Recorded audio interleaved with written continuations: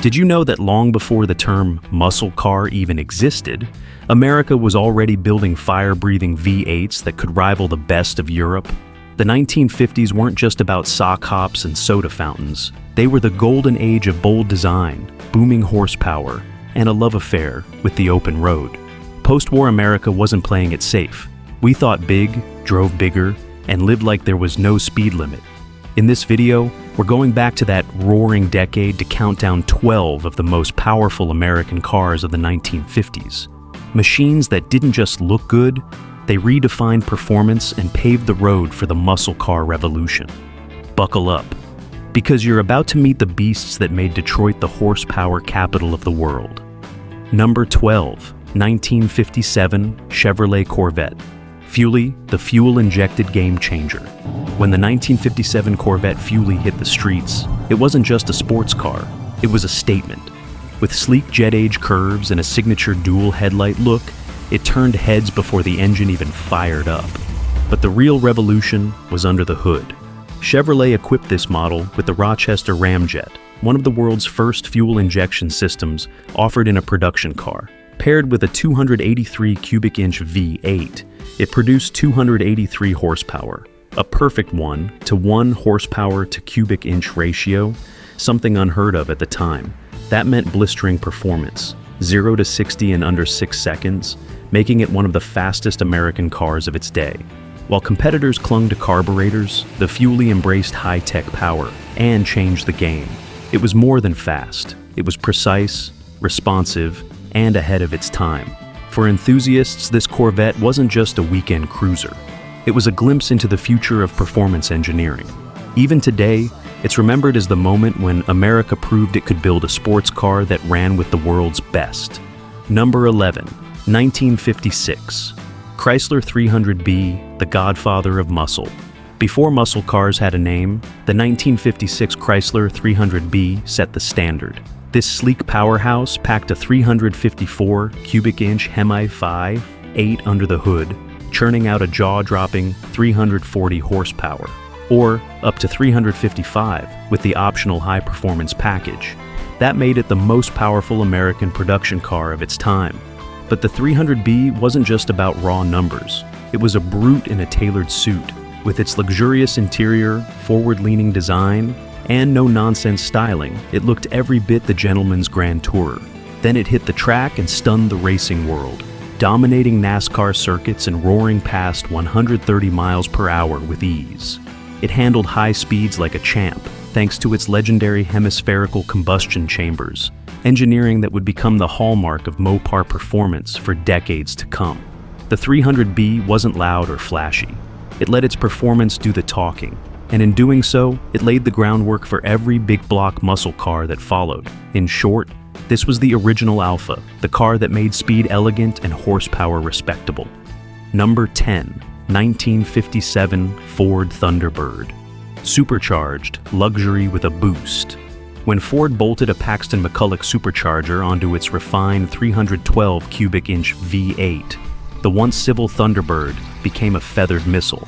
The result was an honest 300 horsepower, enough to catapult this grand touring two-seater from boulevard cruiser to Corvette-class bruiser.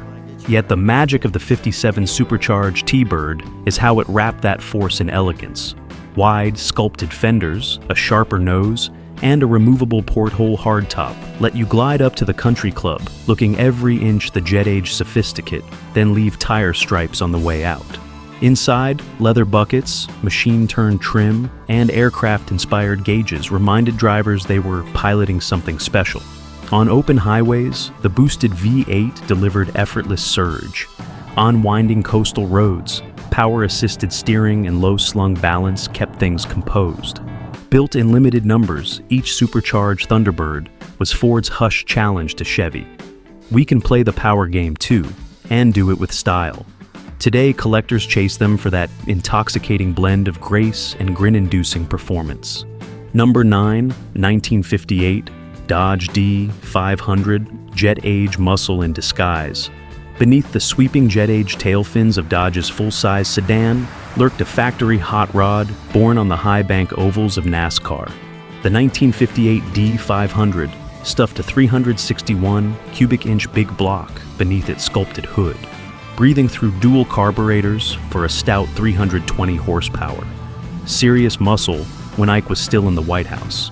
Engineers didn't stop at raw power. Heavy-duty springs, stiffer shocks, and beefed-up frame rails gave the car the composure you'd expect from something wearing racing numbers, not white walls. Plant your right foot, and the D500 surged beyond 120 miles per hour. Yet it could still cruise Main Street with the radio crooning Buddy Holly. Visually, it balanced grace and grit. Chrome-laced fins sliced the wind, while a subtle D500 badge warned sharp eyes this wasn't Grandma's Dodge. Often overshadowed by flashier two-doors, the D500 remains a connoisseur's gem. A reminder that real performance sometimes hides in plain sight. Own one today, and you're parking Mopar's original blueprint for speed in your garage. Number 8, 1957. Pontiac Bonneville, fuel-injected flare on limited release. In 1957, Pontiac decided it was done playing second fiddle, and the Bonneville was its mic drop moment. Only 630 rolled off the line, each one stuffed with Rochester mechanical fuel injection, feeding a 347 cubic inch V8 good for a stout 310 horsepower. That was Corvette-level tech, wrapped in a full-size convertible, dripping with two-tone paint, stainless trim, and leather that still smells like mid-century optimism. Stab the throttle, and the Bonneville lunges forward with silky thrust, the hydromatic shifting like butter, while dual exhausts rumble a baritone you feel in your ribcage. Yet this car was as much about style as speed. A panoramic windshield, rocket-inspired tail lamps, and deck lid script that announced you'd arrived, even before you parked. Overnight, Pontiac's staid image morphed into pure performance credibility, laying the groundwork for GTO glory just a few years later. Own one today, and you're part of an ultra-exclusive club. Miss out, and you're chasing a legend that proved luxury and horsepower could share the same garage. Number 7, 1955, Chrysler C300, Wall Street meets Victory Lane. Slide behind the wheel of Chrysler's first letter car, and you'll understand why reporters nicknamed it the banker's hot rod. From the curb, the C300 project's executive confidence, understated two-door hardtop, tasteful chrome, a grille that whispers money rather than screams for attention. But crack the throttle and the boardroom decorum disappears. A race-bred 331 cubic inch Hemi 5.8, lifted almost intact from Chrysler's Daytona stock car program, belts out an honest 300 horsepower, hurling this 4,000-pound luxury coupe past 60 miles per hour in about 9 seconds. On NASCAR ovals, it was downright ruthless, chalking up 37 wins and 40 sanctioned events during the 1955 season and humiliating lighter, supposedly sportier rivals. Engineers reinforced suspension components and steering geometry, so the big car stayed composed at 130+ miles per hour, turning Sunday victory laps into Monday morning bragging rights. The C300 proved you didn't need stripes or side pipes to dominate. Just world-class engineering wrapped in a suit and tie, ready to outrun anything between Wall Street and Watkins Glen. Number 6, 1957. DeSoto Adventurer, a tuxedo with knockout punch. Slide into a 1957 DeSoto Adventurer, and you'll swear you're stepping onto the red carpet until you bury the throttle. Beneath its two-tone paint and acres of chrome lurks a 345 cubic inch Hemi 5.8. Factory rated at an eye-popping 345 horsepower, muscle few cars of the Eisenhower era could touch. The Adventurer's mission was simple: blend country club elegance with quarter-mile brutality. Its gold anodized trim, leather buckets, and push-button torque flight transmission whispered luxury. But the moment that Hemi fires, whispers turn to a baritone growl that can dust lesser coupes at the stoplight. Drivers praised its effortless surge to triple-digit speeds and the smooth composure of its upgraded suspension. A ballroom dancer that could throw a haymaker. Produced in limited numbers, each Adventurer became a rolling contradiction. Refined yet ferocious. Polished yet ready to rumble.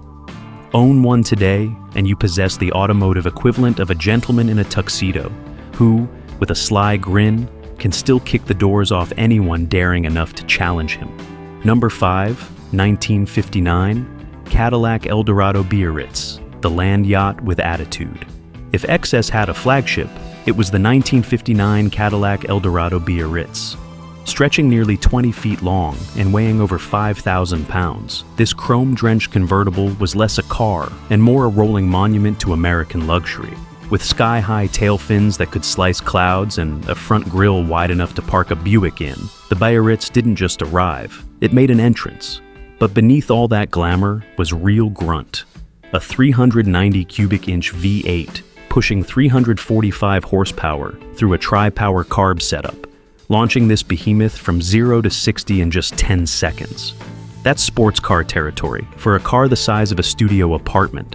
Inside, it was first class all the way, power everything, leather trim, and a ride so smooth it felt like floating.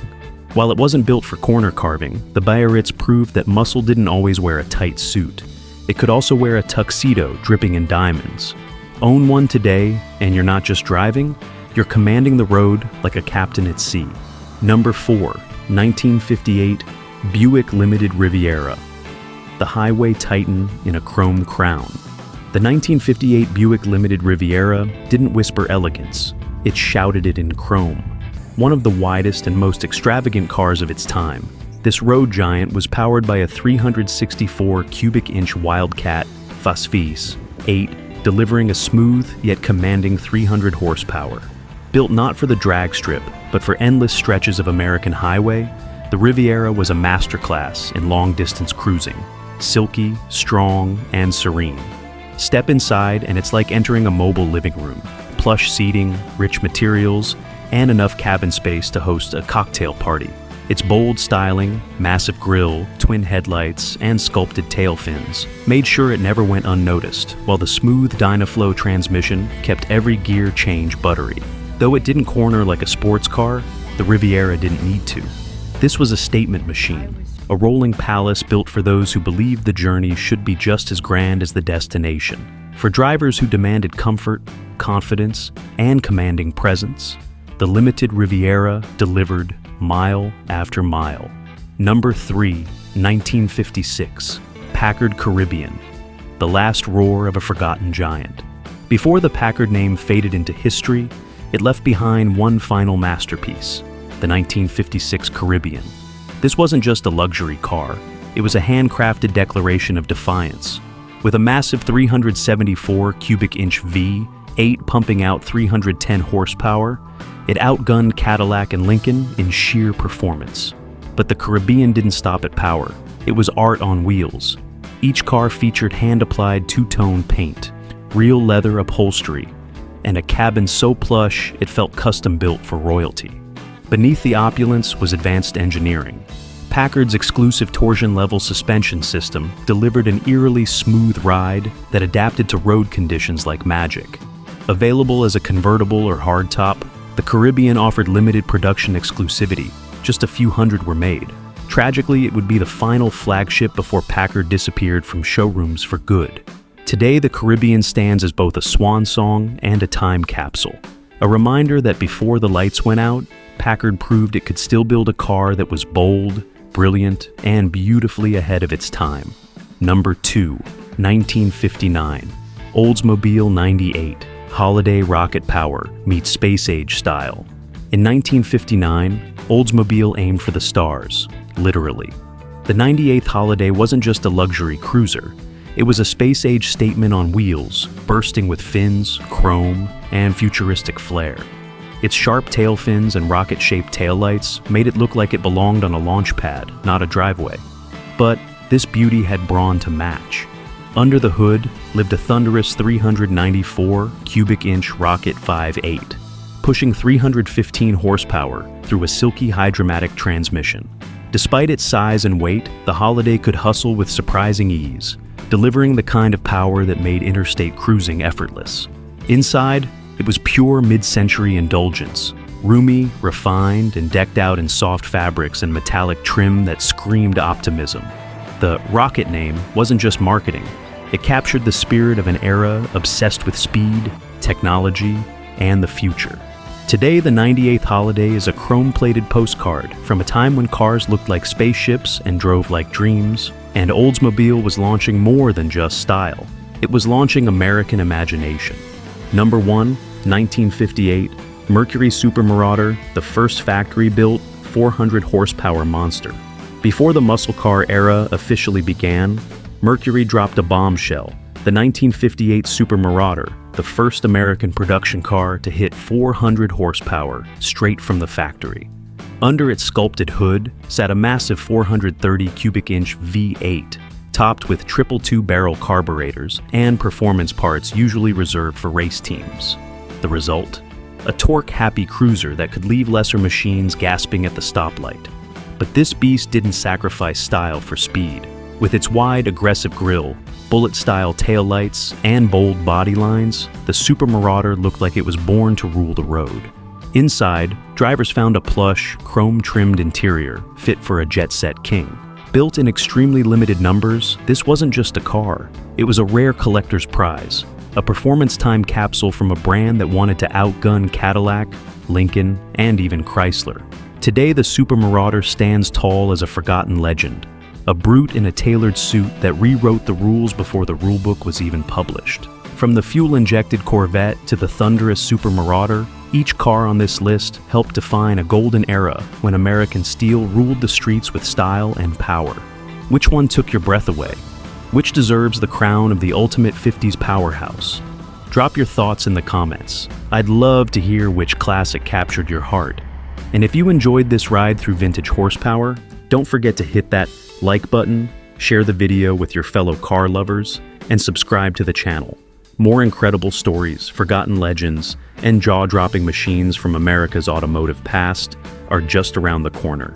Stay tuned.